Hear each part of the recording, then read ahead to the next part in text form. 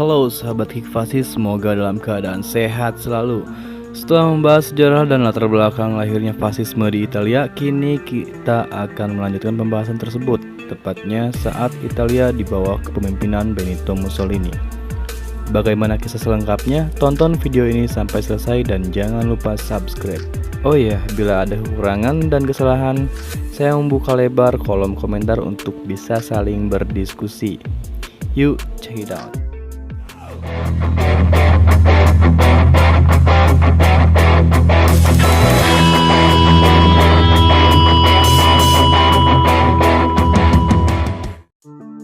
Setelah diangkat menjadi kepala pemerintahan pada 31 Oktober 1922 oleh Raja Victor Emmanuel III, Mussolini memulai pemerintahan fasisnya.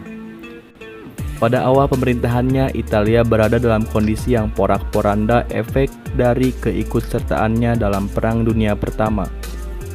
Saat itu, banyak sekali pengangguran karena kondisi ekonomi dalam negeri yang runtuh dan pertikaian demi pertikaian antara kelompok kiri dan kanan yang merajalela. Mussolini yang mendambakan Italia berjaya seperti layaknya Kekaisaran Romawi tidak tinggal diam. Ia bergegas membereskan semua masalah di dalam negeri yang masih sangat kacau. Pertama-tama, ia memulihkan kondisi ekonomi dengan menerapkan sistem ekonomi pasar bebas, sebuah sistem yang bertentangan dengan ideologi fasis.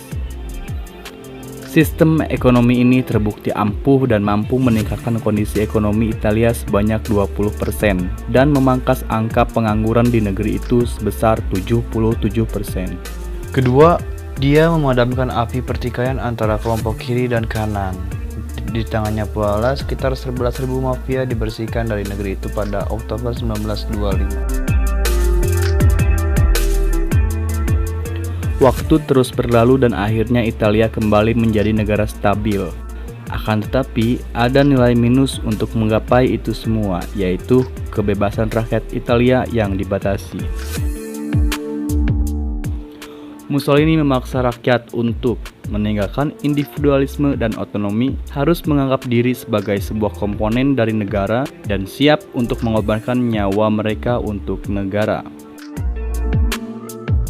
Dalam masyarakat totaliter yang demikian, hanya kaum fasis yang dianggap sebagai orang Italia sungguhan. Maka bagi rakyat Italia yang ingin mendapatkan kewarganegaraan penuh, harus menjadi keanggotaan partai fasis. Di lain pihak, orang-orang yang tidak bersumpah setia kepada fasisme dibuang dari kehidupan publik dan tidak bisa mendapatkan pekerjaan.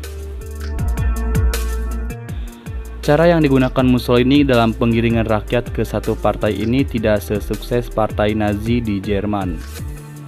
Hal ini malah melahirkan benih-benih pemberontakan dari dalam negeri akibat keengganan rakyat Italia untuk memeluk fasisme. Dari sepak terjang militerisme, Italia di bawah komando Benito Mussolini menginvasi Ethiopia pada Oktober 1935. Hal ini bertujuan untuk memperluas pengaruhnya di Afrika Utara setelah Italia menguasai Libya.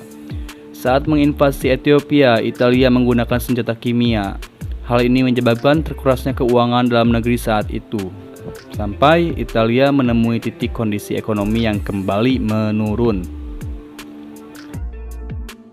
Selain faktor ekonomi yang melemah karena invasinya ke Ethiopia, Italia juga dikeluarkan dari Liga Bangsa-Bangsa dan turut serta mendapatkan kecaman dunia karena penggunaan kimia. Dengan blundernya Benito Mussolini ini, rakyat Italia yang merasa terbuang semakin membenci Benito Mussolini. Beberapa kali Benito Mussolini dikabarkan menjadi target pembunuhan para simpatisan antifasis rakyat Italia. Setelah kondisi ekonomi melemah dan keluarnya dari Liga Bangsa-Bangsa, Italia mendapat bantuan dana asing dari Jerman yang membuat Italia mau bergabung dengan Pact of Steel atau Pakta Baja. Pakta Baja sendiri secara resmi dikenal sebagai Pakta Persahabatan dan Aliansi Militer dan Politik antara fasis Italia dan Nazi Jerman. Pada tahun 1936 sampai 1939 terjadi perang saudara di Spanyol antara kaum nasionalis di bawah komando Francisco Franco dan kaum loyalis di bawah komando Presiden Republik Spanyol Manuel Azaña. Pada saat itu Italia resmi terlibat dalam Perang Saudara Spanyol dan mendukung kaum nasionalis di bawah pimpinan Francisco Franco. Keterlibatan Italia dalam perang ini menyebabkan kondisi Italia melemah kembali, baik dari segi ekonomi maupun militer. Hal ini menyebabkan Italia tidak siap dalam berperang di kemudian hari. Pada 1939, Perang Dunia II dimulai yang diawali oleh invasi Jerman ke Polandia.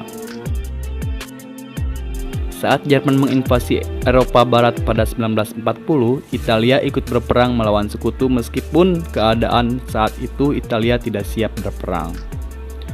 28 Oktober 1940, Italia dengan sekutunya Albania menyerang Yunani. Namun, serangan ini berujung kekalahan bagi Italia karena Yunani yang gigih dan dibantu oleh Inggris berhasil memukul mundur Italia kembali ke negaranya.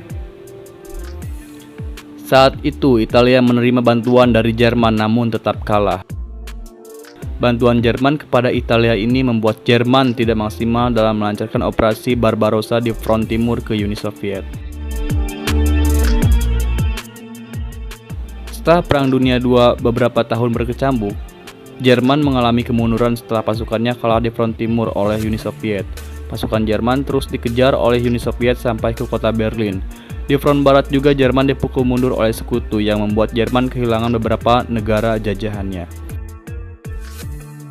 Pada 1945, Italia yang menyadari jika sekutu semakin mendekat ke jantung pertahanan Italia, terus memaksakan untuk berperang. Di sisi lain, pemberontakan para simpatisan antifasis rakyat Italia semakin meningkat seiring masuknya sekutu ke Italia. Tidak berlangsung lama, sekutu mampu menguasai daerah selatan Italia dan mendesak militer Italia untuk mundur ke utara dan bergabung dengan Nazi Jerman. Saat kota Roma berhasil dikuasai oleh sekutu, Benito Mussolini mulai kehilangan tajinya.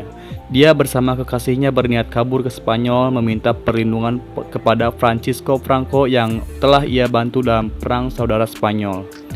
Sayangnya, sebelum berhasil melarikan diri ke Spanyol, Benito Mussolini dan kekasihnya ditangkap di desa Dongo oleh para simpatisan komunis pada 27 April 1945. Keesokan harinya, pada 28 April 1945, Mussolini dibawa ke kota Roma dan dieksekusi bersama para menteri pemerintahan fasisnya oleh penembak jitu simpatisan komunis. Setelah dieksekusi, Mussolini, kekasihnya, dan para menterinya digantung terbalik di kota Roma.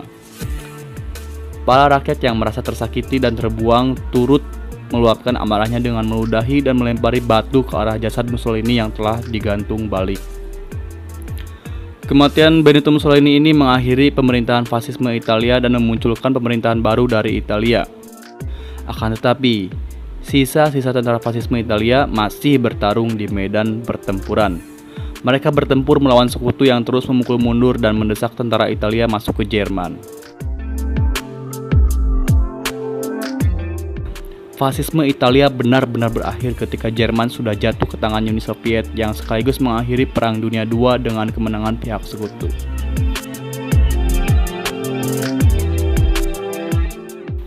Bagaimana tanggapan kalian? Silahkan berdiskusi di kolom komentar. Jangan lupa untuk like dan subscribe channel ini ya.